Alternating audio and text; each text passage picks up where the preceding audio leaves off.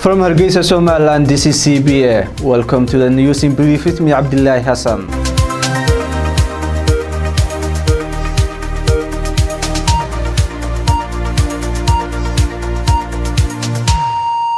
As the government of Somaliland sets up investment policies in different sectors, the country is slowly reaping the benefits of those policies. On Saturday morning, in the capital Hargeisa, a new firm joined local companies investing in the production sector in Somaliland. The firm will be the first paint-making company in the country.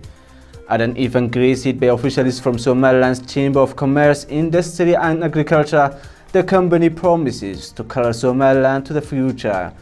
The paint manufacturer has not disclosed how much it tapped into the economy mind of the growing property market in the vast regions of Somaliland. The company promises to sell high-quality, water-based acrylic emulsions that offer excellent durability, quick drying time, and less odor emissions. The new law enacted by Somaliland guarantees against expropriations, making investors local and international cheap in money in the largely unexploited resources in the country. The new law gives priority to foreign investments in the areas of agriculture, livestock, fishing, mineral resources, and industrial activities. Even as the investors, both local and international, exploit the virgin reserve, other areas that have been completely untapped are digital economy and connectivity, blue economy, innovation, science, and technology. The chairman of the opposition party, UCID, expressed profound frustration with the President Musa Bihi's stubbornness that's pitting him against the whole country. Speaking at a function to honor the outgoing National Electoral Commission, Faisal Al-Warabi said the president rejected the mediation committee led by UCID party. In a very emotional speech, Faisal Al-Warabi was frustrated with President Musa Bihi's combativeness. He said he had begged the president to reach an agreement with opposition parties for the past 2 years. He announced that he will no longer plead with President Musa Bihi anymore. A mediation committee including SNM veterans, the opposition party UCID, and civil society organizations were working together to defuse the political crisis caused by the electoral stalemate. The committee had on Monday convinced the Wadani party to cancel a public gathering scheduled for Monday in Hargeisa. The stalemate centers on the dispute over the members of the Electoral Commission, which oversees elections in Somaliland. The opposition parties strongly opposed to the nomination and approval of Abdirashid Riyara, who is universally accused of being partisan. Faisal Al-Warabi said the role is now between President Musa Bihi and the people of Somaliland. Nuruddin Dini, the Secretary of Aviation of Wadani Party, today quit his party and the position of Secretary of Aviation. In a press conference on Saturday, Nuruddin Dini said he is quitting the party membership, Central Council membership, and his post as the Secretary of Aviation for the party. He listed 9 reasons for leaving the party. His reasons include failure of Wadani Party to strongly oppose the ruling party Kulmiye. Nuruddin alleged that Wadani did not discharge its duties of becoming a strong opposition party that keeps an eye on the government. Nuruddin also criticized the leadership of the party, saying it lacked political doctrine, agenda, and viable plans to take power.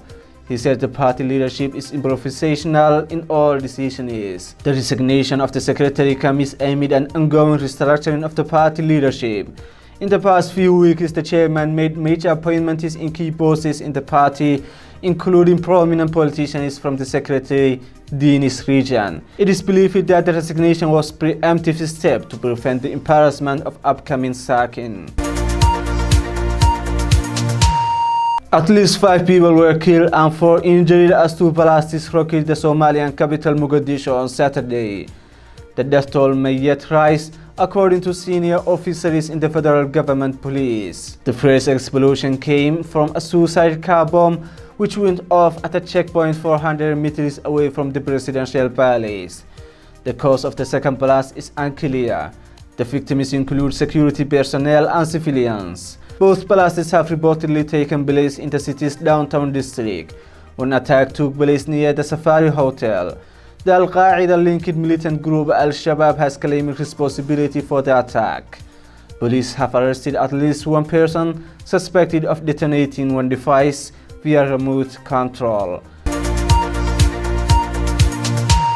Direct flights from Somalia's capital Mogadishu to Kenya capital Nairobi have officially resumed. The first Kenya Airways flight from Mogadishu landed at Jomo Kenyatta International Airport on Friday. This comes 6 months after the direct flights were temporarily suspended by the Kenyan government due to alleged security reasons. All flights destined to Nairobi from Somalia were required to stop over in Wajir town for security check. This move had huge impact on the movement of passengers and goods between the two countries.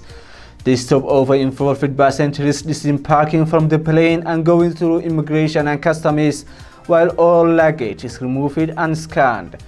This resumption of direct flights follows last week's meeting between President Farmajo and his counterpart Uhuru Kenyatta on the sidelines of the just concluded ICBD25 summit in Nairobi, where they agreed to end the Wajir airport stopover. The two also agreed to normalize bilateral relations, starting with restoration of issuance of travel visas on arrival for citizens of the two nations. In spite of an existing maritime boundary case at the International Court of Justice, efforts are being made to restore the bilateral ties between the two neighbors. At least 24 bodies, including those of 7 children, have been recovered in the massive landslide that occurred in Kenya's West Pokot County. The disaster was triggered by a heavy downpour in the area. Rescue operations are going on and the Kenya Red Cross has dispatched rescue teams to ensure more lives are saved. However, heavy rains are still bound in the area, making it difficult to reach the affected people, and most bridges have been swept away. The rains cut off a section of the Kitale-Lodwar road near Ortum, making it impossible to reach the affected villages via road. According to West Pokot Governor, this is the first time they have experienced such a tragedy in recent history. It is feared that many people and animals could still be trapped in the affected villages in Pokot South and Pokot Central. Kenya's Deputy President William Ruto condoled with the bereaved families, further urging those in vulnerable areas to be on high alert. On Thursday, November 21st, the Kenya Meteorological Department had warned of heavy rains and subsequent floods across the country. More than 1 million people have been displaced in Somalia, South Sudan, Ethiopia and Tanzania following heavy rains attributed to the unusual warming of the Indian Ocean. That's our news brief for this time. Thank you for joining us. Stay tuned for our full news coverage with Yonis Deko.